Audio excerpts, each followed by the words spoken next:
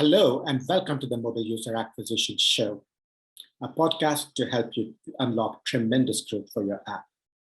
My name is Shamant Rao. I'm the CEO of the boutique growth marketing firm Rocket HQ and host of the podcast Mobile User Acquisition Show. In each episode, we feature experts in the field of mobile growth and discuss strategies, tips, and pointers from the leading edge of mobile growth marketing. By the end of each episode, you will have gained actionable and tactical insights that will help you make more informed decisions in your own work around growth. The Mobile User Acquisition Show is produced by Meryl Vincent, Content Marketing Manager at Rocket HQ. All right. Hello, everyone. My name is Rohit Kulkarni. I'm the Internet Analyst at Roth MKM. And we're going to be talking about a very kind of timely topic, as in it's been timely for the last 18 months, I would say. But top of mind on every person who's working in mobile advertising and any investor looking at stocks that have a play on mobile advertising is what Apple done and how is everybody else in the ecosystem adjusting to it. So we're going to talk about a lot of topics. Shamant Rao is probably as good as they come, very technical and as very deep into a lot of moving parts around how mobile app owners are thinking about driving more traffic and optimizing their ad spend as such. We'll talk about iOS, latest changes. We'll talk about return on ad spend, how that's evolving, and many other things around that topic. And essentially how are advertisers thinking about spending on various different channels, be it Facebook, Pinterest, TikTok, Snap, Google, YouTube, and whatnot. So that's the agenda, mostly Q&A. If you feel like asking a question, just chat it to me, use the Q&A box, or send me an email, and we'll try to weave that into the conversation. Shamant has some prepared remarks, but most of the time we will do just a Q&A. So again, with that, Shamant, thanks for doing this, and Mike's yours. Excellent. Thank you for having me, Rohit. Always excited to share a lot of what we're seeing out in the wild, if you will. So, this also lets me zoom out and really see the macro perspective. Always happy to share. So what I'm going to do is screen share and walk you all through a very short deck. It's like 3 slides, but I'm going to jump into this. So hopefully everyone can see my screen. Mm-hmm. Yep. Great. Excellent. Yeah, this is a little bit about us. Again, if you guys are interested in diving in deeper, really get into the podcast, that's a great place to start. A lot of insight and analysis into what's going on in mobile, in acquisition specifically. There's a bit more about us. If you are any companies are looking for creative production or growth marketing services, you can come to us directly as well. But for all information, just the podcast is always the great place to start. Right. So, and this slide really includes what's been top of mind. These are good jumping off points for any questions or really top of mind in terms of a lot of the conversations that I am having, I'm seeing out in the marketplace when I speak to founders, when I speak to marketers. These are some of the themes that I see. Right. So, Rohit, I don't know if you have a preference for any jumping off points. I think just wanted a quick intro. And in terms of just to kick off the conversation, what I would love to hear from you is kind of 22 was not a good year, as in there is no easier way to say that. But when it comes to the impact of Apple and macro and the war in Ukraine and various different external factors that affected all the advertising companies that we follow, it was not a good year. So when you specifically peel out the IDFA changes and how every quarter progressed, maybe just talk about the lessons learned during 22 and how we are set up entering into 23 when it comes to measuring advertising performance. Yeah, right. I think the one big trend I'm seeing is in 2022, people still try to cling on to the older measurement paradigm. Mm-hmm. And I think it's very clear now that it's just not sustainable, right? And it's also become increasingly clear that a lot of the digital slowdown is primarily precipitated by ATT. In fact, I was reading this piece that pointed out the Q4 sort of revenues and financial results. A lot of the non-digital companies, Walmart, Nike, all of these folks, Coke, their earnings, their share prices were mostly on track. A lot of their financials grew year on year. Again, I can't remember the exact numbers, but a lot of digitally focused companies did not. That's just Facebook, Snap, and all of these folks. And certainly a lot of app-focused companies, which are more like AppLovin, Unity, Playtika, all of those had very big downturns. And really, I think what I took away was a lot of the slowdown is precipitated by ATT, much less so by what were broadly described as macroeconomic headwinds. Because, as I said, a lot of the offline companies were not hit anywhere as hard, right? I think a lot of marketers and executives and leaders have just come to terms with the fact that, it is ATT that's slowing us down. That's nothing else. I see. And then in terms of just the progression of how advertisers were trying to adjust to the changes as the year progressed. I think 1Q of last year was probably the first big quarter or that people actually realized that things aren't working. So maybe at least from an investor perspective, things have improved as the year progressed. So from your lens, talking to your clients, how did measurement and ad performance trend? Did it actually improve or are we still at like Q3, Q4, 21 standpoint? Sure. Right. So measurement is not going to improve, right? Because it's a protocol dictated by Apple.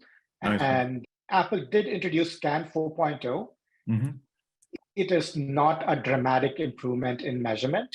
I think the only thing that Scan 4.0 does is if you are already at high volumes in terms of installs, in terms of purchases, in terms of conversion events, you get less obfuscation of events, right? So, but I would say that is very marginal, and the overall scan protocol is not changed. So measurement-wise, nothing has changed, right? So, and I don't think it will ever change. I mean, obviously, I don't think it will ever go back to having the kind of deterministic accuracy that we had 3 years or 4 years ago. So I don't think that is going to happen at all. Like I said, people are coming to terms with the fact that deterministic measurement is gone. There will have to be non-deterministic, fuzzy, if you will, measurement.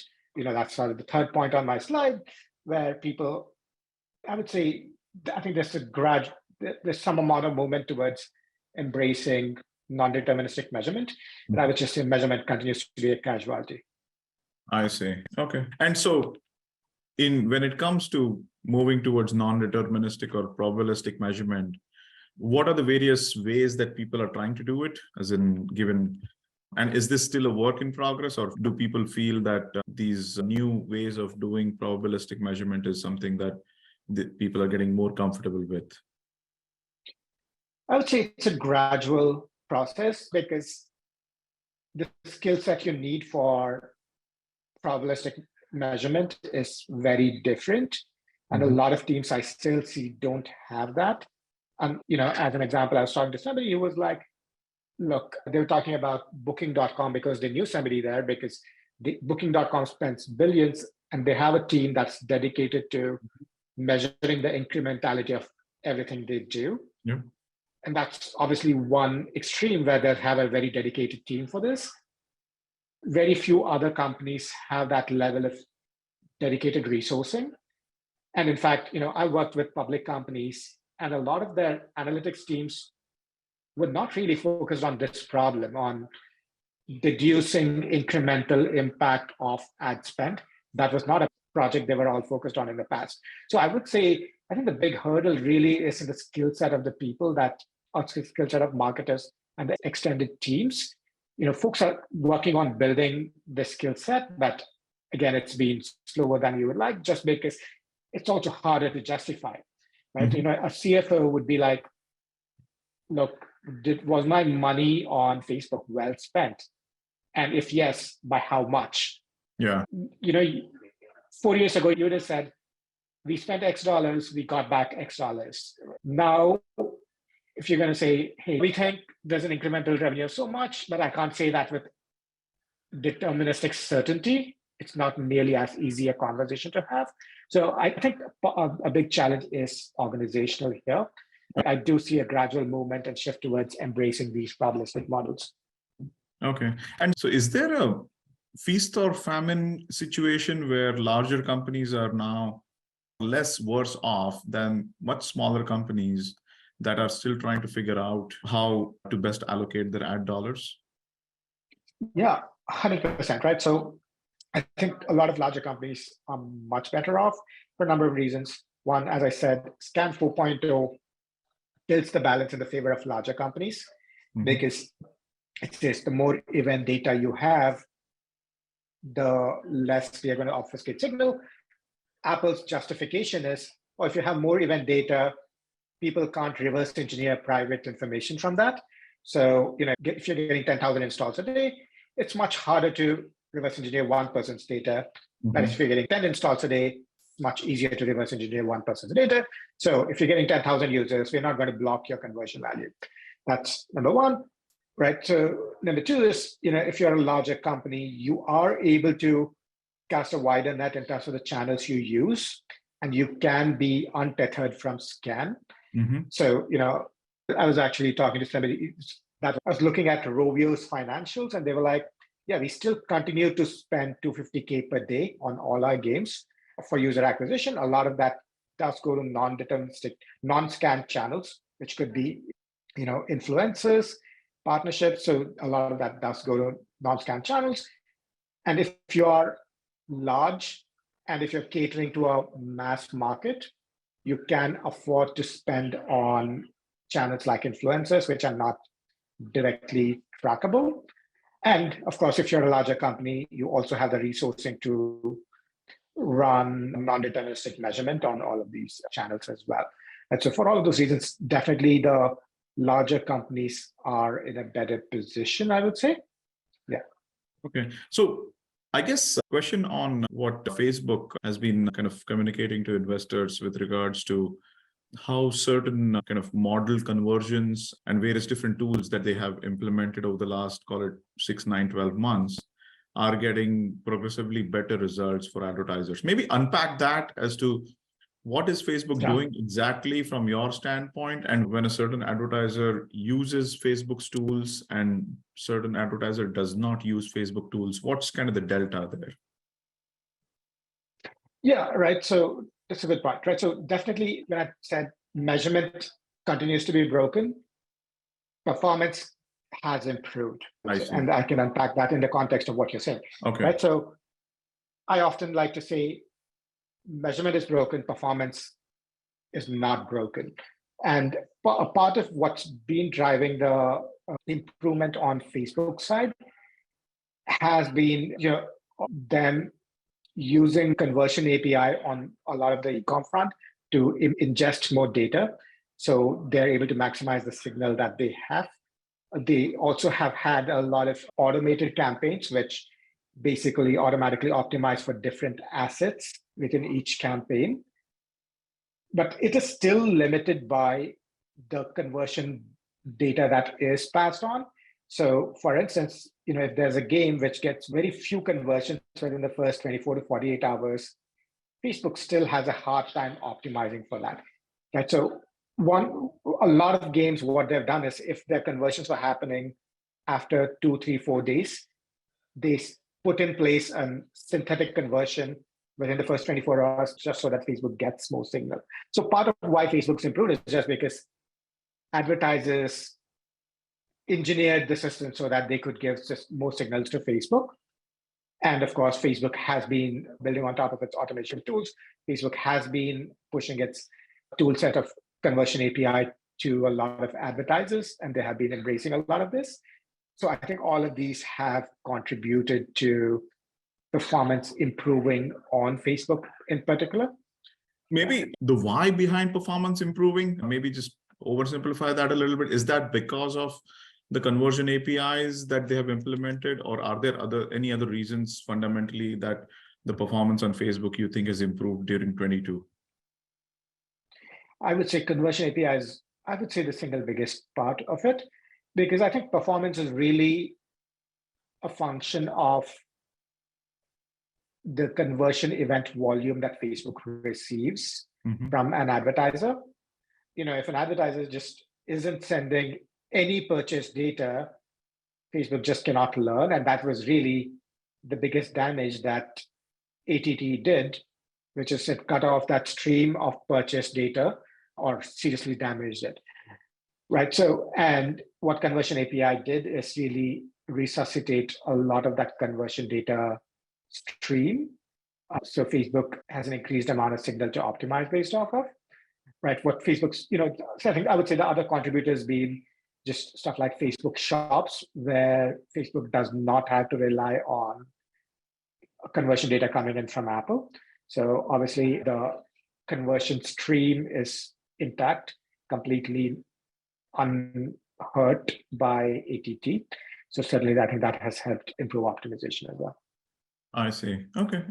And maybe another hypothesis I wanted to run by you is are there situations where an advertiser that worked with Facebook and they have continued to experiment with all these new tools, and the first round of advertising, they spend a week trying to learn from that, second, third, fourth round, and by the time they're done with maybe a few months of testing, the advertisers that are going through these iterations are actually coming out, sharing more data and coming out much more farther along than people who are experimenting for the first time ever, first time customers with no data and no history on Facebook. Is there value in iteration and history? And is that also helping, for example, the performance that we could potentially see in 1Q, 2Q, the same advertiser would be better off in 2Q than 1Q because of the history that they're building with this new system?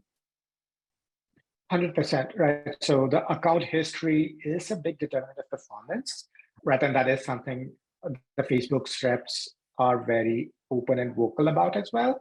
So if there's an advertiser with almost no history of performance, it's just much harder. And I would say it's become even harder post-ATT, because at least pre-ATT, so to take an example, let's just say if you're a meditation app, pre-ATT, you're completely new, Facebook would show your ad to users of other meditation apps and purchasers of other meditation apps, and you would be able to get performance ramped up fairly quickly. Now, right post-ATT, again, Facebook can still show your ads to users of other meditation apps, but the probability with which they can identify users and high-value users of other meditation apps is not very high. So it's much less accurate now. And definitely, I think that for a completely new advertiser, there is a ramp-up period that is much slower than it used to be pre-ATT. I think the other variable is, for somebody that's been running and iterating on an account, it's not just the algorithm that's learning, but it's also the advertiser that's learning about the ad creatives that are working, right? So for some of the advertisers we work with, we're spending multiple hundreds of thousands. We test anywhere from 15 to 20 ads per month.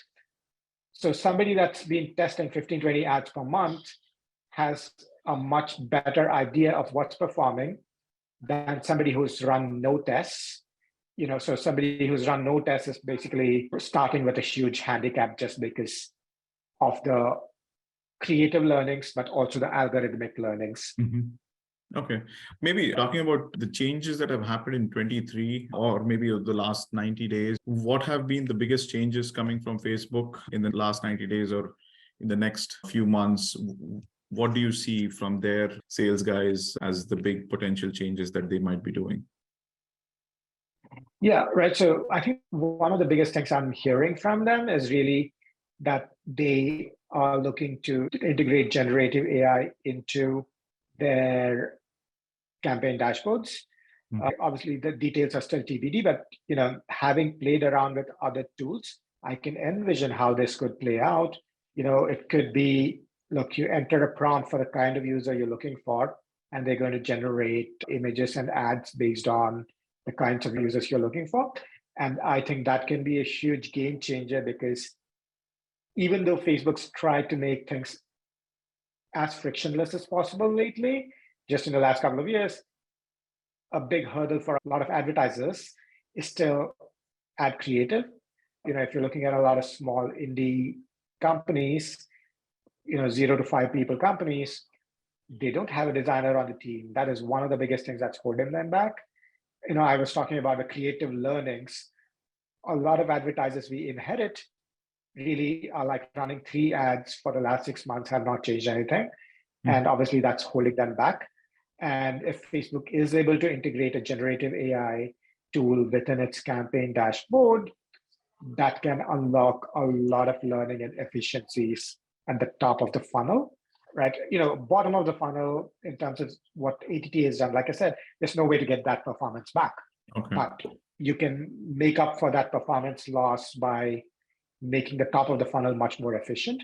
And I think generative AI is one of the bigger things that I'm hearing about from Facebook in terms of what's on their roadmap as we go ahead. I see. And in a couple of the topics on Facebook, and then I'll love to repeat those topics on Snap and TikTok as well. In terms of just conversion modeling, maybe just dumb it down for me. What is that? Or modeled conversions? What is that? I'm assuming it is still a probabilistic way. And is this something kind of best thing that Facebook has done since sliced bread? Yeah, I would say yes, it's been hugely helpful to have for advertisers to get modeled conversions, because at least it gives them some amount of confidence in the numbers that they're seeing. At least it gives them something that they can report to their teams rather than going to their teams and saying, I don't know how much my ad spend generated, right? And I think the biggest value in model conversions is helping advertisers manage the optics of their marketing reporting. That is the biggest benefit of that, I would say. So what conversion modeling means is Facebook looks at the signals available to it, which includes conversions given by scan, but also other metrics that are available, which could be click-through rates on the ad, install rates on the ad, what percentage of the video was watched, and also who watched the video, right? So if they know that this user, who's Rohit, installed a meditation app, and we know with a very high probability that Rohit might have made a purchase in a different meditation app, I can assign a very high probability to Rohit purchasing a different meditation app, right? So it is a probabilistic model that looks at the identity of the user that is perfectly known to Facebook, behavior of the user on the Facebook platform, which Facebook knows with deterministic accuracy, and the events coming from scan, which Facebook has a somewhat incomplete picture of. Facebook looks at all of these and says, okay, scan says this campaign generated 50 conversions, but because I know who Rohit is, because I know the probability that Rohit made purchases in other meditation apps, I actually think Rohit might have made a purchase here. So I'm going to count Rohit as a conversion in this campaign as well. That's, in short, modeled conversions, I would say. I do want to talk a little bit more about the optics, because I do think that's a big piece of why it is important, right? So, with Facebook, really, I think a lot of model conversions are at least directionally correct. They match scan. If scan goes up, model conversions go up, and so on and so forth. Where the model conversions aren't as much in line with true performance is on Google, where the performance is dramatically overreported. Google dramatically overreports conversions. That's because Google uses its own analytics. It doesn't even rely on scan. It ingests scan data, but it doesn't report on scan. So it's just model conversions. We're going to model this based on Firebase. And the result is their CPAs and conversions look outrageously good, to the point that it's too good to be true. And oftentimes we've run non-deterministic models like media mix models, and we're like, Google's claiming a lot of credit that they shouldn't have. I see. And the advertisers have been spending a lot of money because they trusted Google's numbers, but these were not true conversions. But it helped the advertisers manage their optics and say, oh, Google's doing well, therefore we're going to spend a lot of money, which is also, another reason why I think getting non-deterministic measurement is ever more critical right now and going on from here. I see. I guess you kind of hinted to this a little bit, but just wanted to call out in terms of just the mix of spend that sometimes advertisers need to optimize on. How has that trended? As in, if the first dollar goes to Facebook, then what does the next penny go to? Or how has that kind of just overall pie been broken up over the last 6 months? And are you seeing any shifts, be it from Instagram to TikTok, or be it TikTok coming back to Instagram or anything like that? Yeah, so there's definitely been a significant shift towards TikTok, I would say. Part of it is, I think back in 22, a lot of advertisers that had gotten spooked went over to TikTok. Mm-hmm. I know a lot of folks we work with did try Snap. Snap's optimization wasn't nearly as sophisticated. On TikTok, you do see like the instant virality that you still don't see on Snap. So TikTok's definitely done much, much better. TikTok has been a big gainer in the last 6 to 12 months, I would say. It's also that the TikTok team has been fairly aggressive in pushing stuff. So for instance, TikTok has a program just now that says you get free TikTok creatives made by partners like us. My team's a part of this program. Any advertiser that spends 20K and more, they get free creative from us, 20K per month. They have to commit to spending 20K, obviously. So if they commit to spending 20K, TikTok pairs the advertiser up with a partner like us. The advertiser can choose, but TikTok is comfortable and confident in paying a partner like us. And I can reveal the numbers. We get paid $3,000 if the advertiser spends 20, Mm-hmm. and we get to make creators for them. Right? Okay. There's the multiple tiers. If they spend 35K, we get, I think, $5,000. So there's multiple tiers, but TikTok has actively incentivized advertisers to spend on the platform. I think that has been a big part of what has driven adoption of TikTok. I see.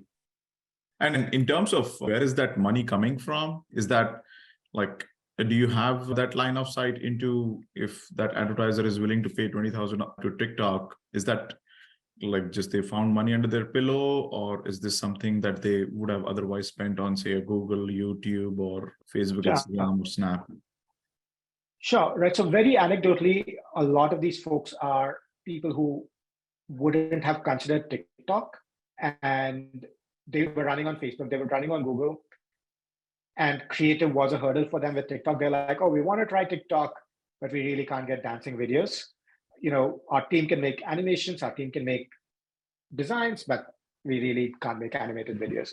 That was a big hurdle. And what this program enables for them is just to say, okay, we'll take some of our Google budget of Facebook budget, put it in TikTok. 20K isn't huge for a very large advertiser. We're going to put it in TikTok to test how this works. So really the dollars came as test budgets on new channels. They were diverted from the existing channels, I would say. Okay. And how is advertising performance kind of measured on TikTok? Is it anecdotally what we have heard, it is still more of a reach and frequency play, less of a bottom of funnel play? Is that what you're seeing? But you tend to work with more performance guys. So how is TikTok handling the problems that Facebook already has had for the last 18 months? Yeah, right. So TikTok has the same problems because TikTok plugs into SCAN. Mm-hmm. So TikTok is beholden to Apple's protocol, really. Right. And I will say we are seeing performance on TikTok. We are seeing significantly improved performance on TikTok. It is not just a reach and frequency thing. Like you pointed out, Rohit, everyone we work with is performance focused. Mm-hmm. So certainly I think performance has improved. And I think what I would attribute that to is just creative. I think that's the primary piece. And just to unpack that a bit more, with creators, a lot of advertisers have become more comfortable with TikTok style creative. A lot of advertisers have more learnings from TikTok style creators. And as I said, the TikTok team has been fairly vocal and aggressive in pushing tools, not just for advertisers, but also for creators. Like they have something called Spark Ads, where if you're an advertiser, you can get an influencer's video, plug that into your ads with their consent, of course, right? They have a TikTok ads dashboard, which is somewhat similar to the Facebook ads library. And I would say And definitely we get a lot more human support from TikTok. With Meta, it's just very hard to get humans to talk to us, much more so after the layoffs. We manage multiple millions and it's extremely hard to get human support. With TikTok, it's, Okay. We get much more direct support, much more direct troubleshooting. So I would just attribute it to all of those factors that I see. the share of TikTok has grown. And like I said, the incentivization certainly doesn't hurt. Okay. 3 questions on TikTok, and I would love to touch on Snap in the time we have. One is, do you feel now, maybe this is like speaking in terms of second derivatives, but obviously TikTok took share away from maybe Google and Facebook, maybe more from Facebook last year. Maybe based on what you're saying, maybe they take share again this year, but is the amount of share that they would take away from Google and Facebook for people who already experimented a lot on TikTok, is that going to be less, I would say, incremental? Or how do you feel like if somebody spent $100,000 on TikTok last year and they're going to spend $200,000 on TikTok, where is that extra 100,000 coming from? Is that still coming from Google, Facebook, or is that coming from some other places? Yeah, I would say in most cases, I would see this coming from Google and Facebook.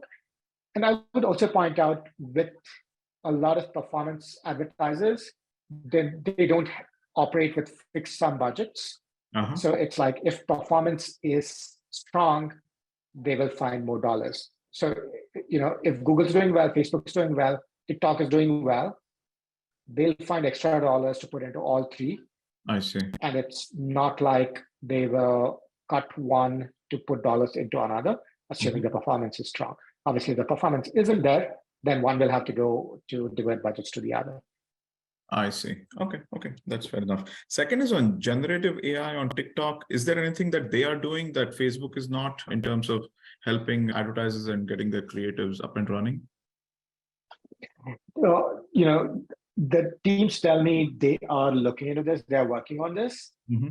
I would say it's just inherently harder on TikTok just because all of the videos feature humans, all of the ad creative features humans. Whereas on Facebook, that is not the case. It's, much easier to make a generative AI-based ad for a t-shirt than it is for a parent with a kid who's dancing. It's just inherently harder, I would say. So even though they do say they're working on this, I anticipated this to be much harder for TikTok. I see. That's a fair point. A good point, actually. And last is on TikTok getting banned or any likelihood of that. What's your take? And just advertisers, do you feel that they are adjusting in case TikTok gets banned, or they just don't care about all the regulatory? Yeah. So what I'm generally seeing is that advertisers aren't panicking yet. I think the sentiment is TikTok is too big to ban. But I was just pointing out to somebody else, India has banned TikTok, and that's close to 1 billion people, right? And they have actually banned TikTok. So TikTok is not actually too big to ban, and all it takes is one zealous, again, politics is above my pay grade, but if there is political will, it can be done. So I have seen precedent. And this is something I've actually talked to multiple advertisers about when they've said, oh, it's too big to ban. And then I'm like, India's actually done it. So maybe it's not that big, but I don't see people making contingency plans yet. I guess if you want to reach people in Montana who are using TikTok, you won't be able to do that because I guess Montana banned TikTok last week, right? Yeah, I think the question is also just enforcement, right? How are you going to enforce that? Especially at the state level. At the country level, you could do draconian things, as India has indeed done. All right, you could do draconian things at the country level.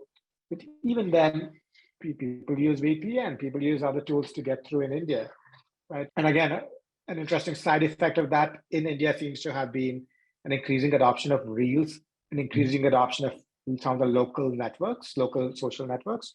But it's just hard to envision how that could happen at a state level or at a local level without being very draconian. I see. Okay. On Snap, you mentioned a couple of things. Where are we with Snap with regards to their kind of adjustments that they're doing to iOS, latest iOS changes, Scan 4.0 tools and whatnot, do you think they are at par with Facebook? Or if not, how far behind are they? Yeah. So in terms of scan itself, it's a function of what Apple sends everybody. So there is parity in terms of scan, but in terms of what Scan's been able to build on top of scan in terms of model conversions, that I do think they've been a lot slower. In fact, for a lot of folks we work with, it's been hit or miss channel. It's not something we've seen consistent performance from. And, I think going out of the gate, if you heard of some of the earnings calls from Snap, they were like, yeah, ATT is not going to hurt us. We're going to be fine, until the magnitude of the damage really hit them. And I think the other challenge really is Snap. So, in terms of the pecking order, it was Facebook, Google, Snap, TikTok, a couple of years, some time ago, pre-ATT certainly, or just after ATT. And now that TikTok's overtaken them, Snap is almost like an afterthought for a lot of big advertisers. Certainly, if they're out of scale on the bigger channels, they do look at Snap, but it's only if they're out of scale on all of the other channels, I would say. I see. A couple last questions. One is on Pinterest. Is that on your radar? Where does that stand in the pecking order, if at all? What type of advertisers do you use? If not, that's okay too. It's not on our radar, and that's because they deprecated their app install product a couple of years ago, which was actually very puzzling because we were actually starting to see performance. And in fact, one of my friends was spending 6 figures a month on Pinterest. This is for a subscription app. And we were starting to see early signs of success, and very abruptly, they deprecated their app install product. So you can't run performance-based ads for apps on Pinterest, even if you wanted to. Yeah. I see. Okay. And broadly, to the extent you can say with regards to just the ad spend that you are seeing from your advertiser base, what is the outlook for the next 90 days? Is this something that you would see a step up in spend from 1Q to 2Q? Just broadly speaking, what does the outlook look like? Any numbers? Yeah, so I would say Q2 is generally on the slower side, I would say, for most verticals. So I would anticipate a little bit of a slowdown. Again, like I said, the algorithms are getting better. The advertisers have continued to adapt. The measurements getting better. Like almost always, Q2 has been a slowdown. Q3, there's a small uptick. Of course, Q4 picks up significantly. Yeah, that's the outlook I generally see.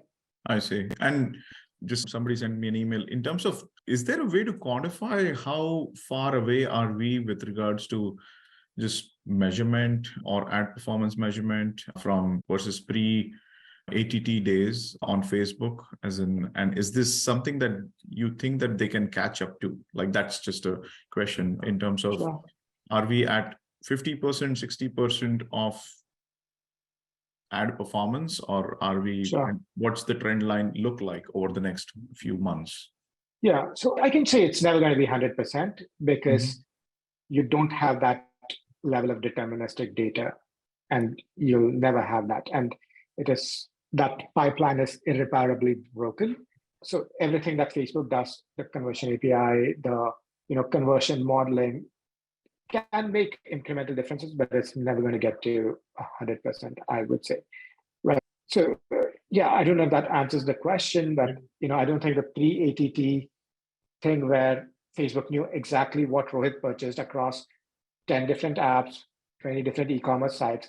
Therefore, Facebook knew exactly what ad to serve. All of that determinism has been replaced by some amount of probability. Certainly, the understanding that Facebook has that Rohit can buy something that can have a high probability, it's never going to be 100% in the way that it used to be. I see. Any percentage that you would want to call out? Like, is this like, where were we maybe beginning of 22 and where are we right now? Like, were we at 20% and now we are at 50%? Or I don't know. Yeah. So I would say, I think it's definitely gone up from, 30, 35% in early 22 to anywhere from 55, 60% now. And, with all of the improvements, it can definitely there is going to be a diminishing returns just because, like I said, the fundamental sort of building block was the IDFA. If that's gone, it's just very hard to have that kind of determinism in the absence of the IDFA. I see. Another question in the chat is has Apple's stance towards mobile advertising gotten less worse in a way that if you look at Scan 2.0, 3.0, 4.0, there could be 5.0 at some point in the next, I don't know, few months probably. So if you look at the progression over the last 2 years, how would you characterize? Is it giving more bells and whistles and tools to mobile advertisers and Facebooks of the world? So yes, there have been improvements in Scan 4.0, but I would say these have been very marginal. Right. So for instance, they're like, oh, we're going to offer you 3 postbacks instead of having something that happened. Instead of in Scan 3.0, you would get 1 postback only. And that was with a 24-hour window, most typically. Now you have 1 after 48 hours, 1 after 7 days, 1 after 35 days. In theory, that seems great because you're like, oh, I can follow a user and see what they do after 7 days, what they do after 35 days. And, A, it's not cohorted data, and B, it's also what they call a coarse conversion value, COARSE, which basically means it can only be high, medium, low, and it doesn't actually have conversions, right? Okay. So after 7 days, you get something called high, medium, low. After 35 days, you get something called high, medium, low. So basically, what your first conversion value is the only meaningful thing that's happening, which remains mostly unchanged. So, yes, Apple's offering bells and whistles. They haven't been groundbreaking thus far.